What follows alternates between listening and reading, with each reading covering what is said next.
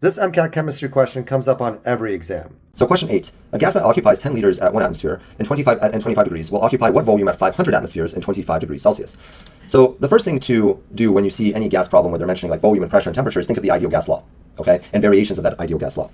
Here, they're measuring pressure, volume, and then a constant temperature at each condition. So this is actually something that allows us to use a simplified version of the ideal gas law, which is Boyle's law, which is that P1V1 is equal to P2V2. And this is saying that at isothermal conditions, as here, right, because both conditions are at 25 degrees Celsius, the temperature doesn't change, the product of the pressure and the volume has to remain constant, okay?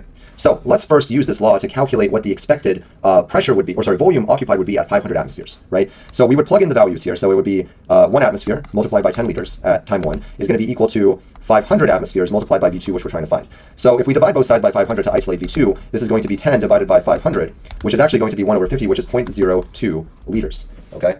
So is this gas at such a high pressure actually only going to occupy 0.02 liters of volume? And the answer to this is actually no.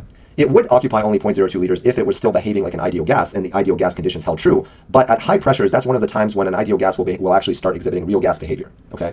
And the reason is kind of twofold. The more important reason is that one of the assumptions about ideal gases is that the actual volume occupied by the individual gas molecules is negligible relative to the volume of the whole container. But that doesn't hold true at very high pressures, because at very high pressures, you're pushing all these gas molecules together, right? And at that point, the volume they occupy actually does start to be dictated by the individual space occupied by the individual molecules of gas, okay? Now, the other thing that's actually important about ideal gas behavior is the assumption that there are no actual intermolecular interactions between the gas particles, right? And as a result, all of their energy is in kinetic energy. However, that's only true at higher temperatures. If you make the temperature really, really low, then those gas molecules are not going to be moving very much, and so they're more prone to interact with each other, okay? Attracting and repelling each other. And then those interactions start playing a role as well in the overall energy.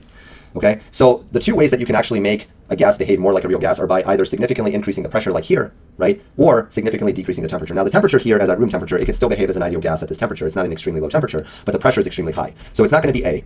But B says it's going to occupy somewhat more than 0.02 liters, which is what we would expect because of the space occupied by individual gas molecules, right? And that is true, right? Because here we're specifically increasing the pressure, and the pressure increase is going to make the volume of the individual gas molecules matter more. Now, C and D is suggesting that it's occupying more volume because there's repulsions and increased number of collisions. Now, this would be true if the temperature was really, really low. But here we're specifically playing with pressure, making the pressure really high. So B is actually the best answer.